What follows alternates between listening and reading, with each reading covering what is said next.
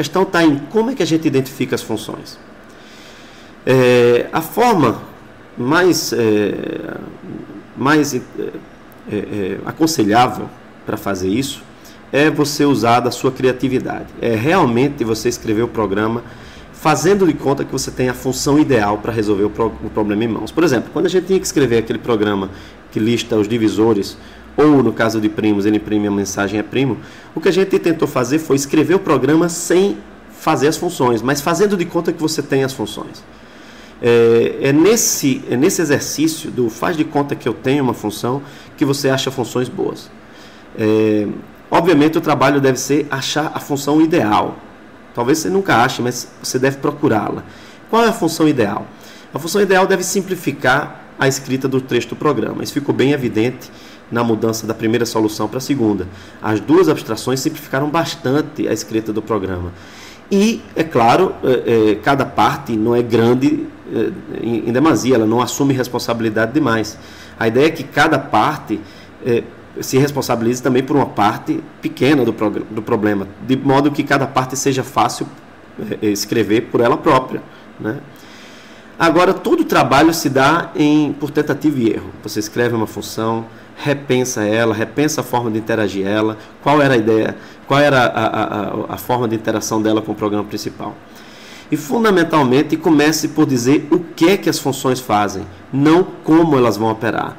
Tente descobrir qual é o papel da função, qual a responsabilidade que ela vai acumular e escrever o protocolo de interação através de um teste de asserts. Comece escrevendo, não estou dizendo escrevendo 20, 15 linhas de teste, não. Escreva 2, 3 exemplos.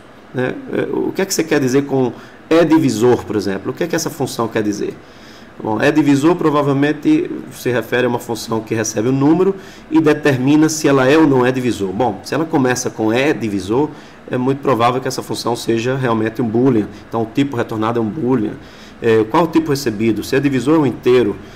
E assim por diante. O que é que uma função chamada verbo deve retornar para você? Muito provavelmente verbo também retorna um boolean pela estrutura, pela cara da função, já que ela começa com o nome né? Isso é igual em inglês, a gente usa is, alguma coisa para identificar funções booleanas. E, bom, se ela é verbo, ela provavelmente deve receber uma string e determinar se o verbo se a palavra é ou não um verbo. Agora você vê como isso está em português, isso é insuficiente. Será que é verbo, por exemplo, vou colocar aqui o exemplo, verbo que recebe uma string, deve funcionar para esse teste? Verbo digitar.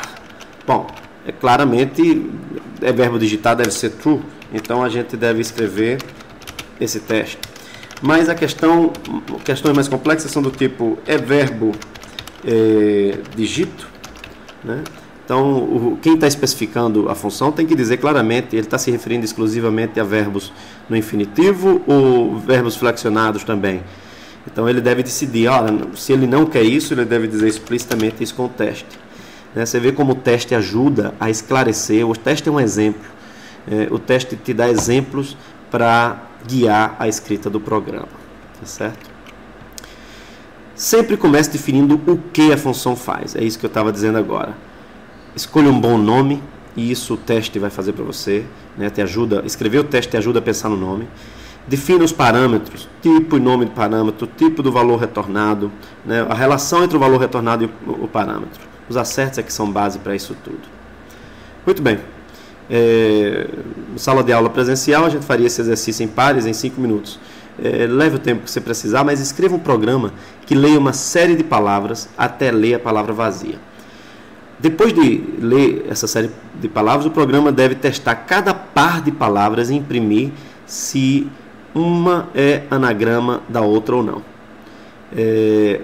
Importante aqui, esse exercício, a gente não quer que você foque em escrever as funções. Você deve só identificar as funções que ajudam a escrever o programa. Ou seja, você vai escrever só o programa principal. Pense no design, né? Desenhe no papel aí de lado de você o que é o programa principal, quais são as responsabilidades que ele vai ter e que funções ou função, você pode ser uma ou várias, você vai pretender usar e que responsabilidade ela vai acumular, tá certo? Pense em alternativas para isso. Que alternativas você teria? Tá certo? Agora dê um tempo, faça esse exercício.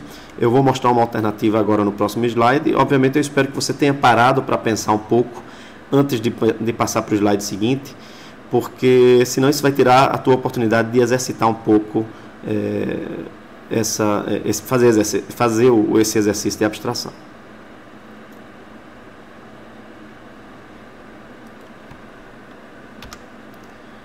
Essa é uma solução possível, né? Nesse exemplo, o que a gente está fazendo é imprimir, aliás, fazer a primeira parte toda num laço já clássico. A gente começa com uma lista de palavras, entra num laço para ler palavras até ler uma palavra vazia e acumula a palavra numa lista. A parte importante desse programa é a segunda parte, são os dois for que são aninhados ali embaixo. A lógica desse programa é a seguinte: para cada P1 na lista de palavras, para cada palavra na lista de palavras, ele vai varrer todas as demais palavras, testando se uma é anagrama da outra. Se forem, ele imprime palavra tal são anagramas, né? Anagramas, dois pontos, P1 e P2. Bom, esse é um design simples, né? O programa tem uma função chamada anagrama e que verifica se as palavras P1 e P2 são anagramas. Ele delega completamente para anagrama a responsabilidade de checar se uma é anagrama da outra ou não. O problema é que esse programa ele tem ainda um problema que eu vou deixar como exercício. Ele testa 2 vezes cada palavra e, mais que isso, ele testa a palavra contra ela própria. Como é que você resolve isso? Esse é um problema. Onde é que está concentrado esse problema? É na função anagrama? É no programa principal? Pense sobre isso e resolva esse problema.